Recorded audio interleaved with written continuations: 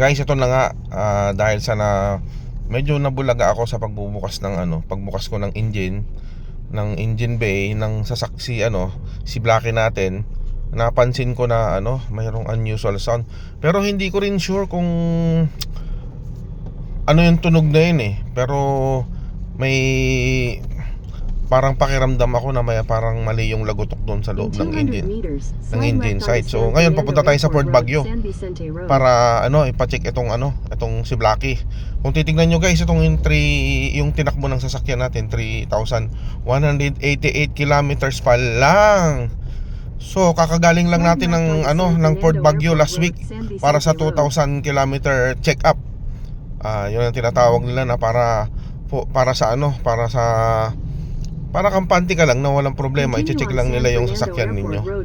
So tara, siya nga pala, pupunta tayo na Aringay. Kinausap ko kasi yung Ford kahapon. Napaka-proactive naman nila doon sa Ford guys. Sa totoo lang, kasi sinabi ko sa kanya, pinorward ko yung video at saka yung sound. Sabi nga niya, mas maigi na wag na lang ibiyahe yung sasakyan. Kasi sabi ko, pag ibiyahe ko to, dapat may approval nila. So ngayon ginamit natin si Ford Road Assistance na binibigay nila, valid for 3 years. So pagdating natin na Arengay, pupunta tayo doon. Ipapatunan natin to doon sa papuntang Baguio. Kasi pag dito natin sa San Fernando La Union ibibigay, isasakay si Blackie, merong additional 3,000 pesos guys. So hindi naman, medyo mabigat naman niya to, sayang. So sayang din yung 3,000. Kaya sabi ko, since maganda naman manakbo si Blackie, wala naman ako napapansin na problema sa kanya. Smooth na smooth, tahimik. Yun nga lang kasi after 3,000 kilometer, ngayon lang ako nagbukas ng engine bay niya. Kasi nga nagkabit ako ng hood insulation. Kasi wala, pag bibili kayo guys ng sasakyan, posible na wala itong insulation doon sa hood. Kaya bumili ako, mura lang naman yung yung insulation, self-adhesive na insulation pad. Nabili ko, antabayan nyo lang yung video kasi gagawin ko yon. Hindi ko pa na-edit. So kinabit natin kahapon, kaya pagbukas ko ng hood, ayun, narinig ko agad meron parang ibang tunog. So tara guys, antabayanan nyo na lang mamaya. Pupunta lang tayo ng Aringay sa Yars Towing para isakay itong si Blackie. Kasi mahirap, hahataw tayo ng bagyo. Kung sakaling serious to, baka lumaki ang problema, Kasi nagsabi na si Ford technician na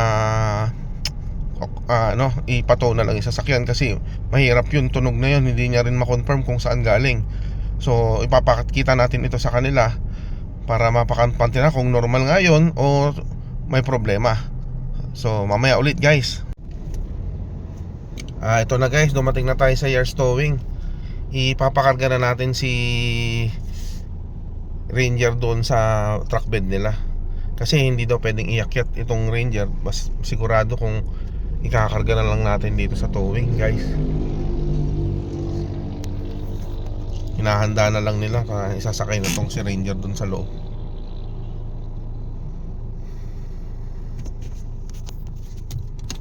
Ano Bads? Sir, magandang umaga. Oy.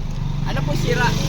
Hindi, may tunog Sige po, akyat na po. May in-advise naman nila na pasensya ka na. In-advise lang nila na na maganda itowing. Kasi ito matakbo naman na maayos. Kaya lang meron ako narinig na knocking sound sa engine. Parang kabayo ba? Apo. Na tikitok. Sige po, Kaya sir. yun lang, kaya sabi naman niya, sabi ko sa kanya, ibiyahe ko na. Pero dapat may go signal sa may go signal doon sa technician. Sa taas. Sa taas. Sabi naman niya itowing. Kasi may roadside assistance naman ito. Sabi ko gamitin na lang. Sa patag naman okay. Ang masama lang pag iakyat na doon. Pag yung paakyat na motor. Hindi ko rin alam Kasi baka delikado pag bakit ha? Ako na po. Ikaw na? paakyat. Sige, sandali lang. Si Kuya na lang daw ang magkakarga doon sa taas. So, bigyan natin sa kanya yung manibela.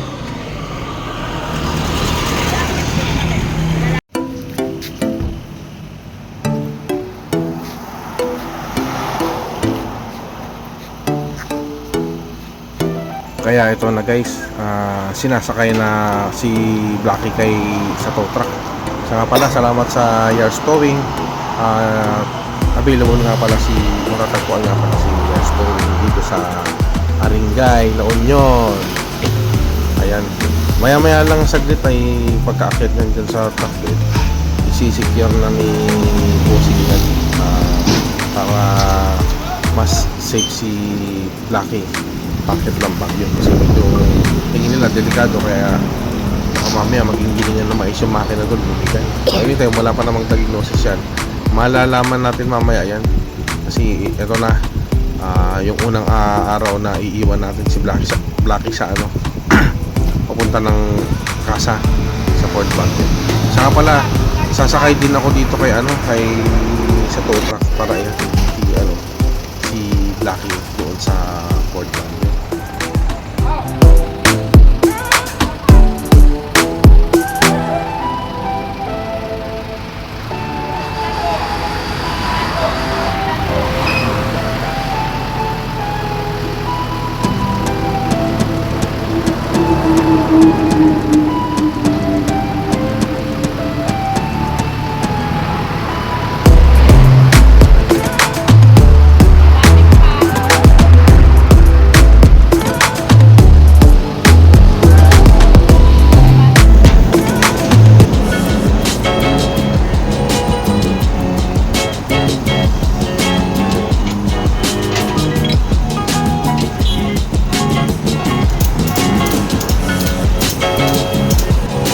So ito na guys, patapos na yung securing ni boss dito sa sasakyan natin, and we'll be heading out tayo hanggang sa susunod ulit.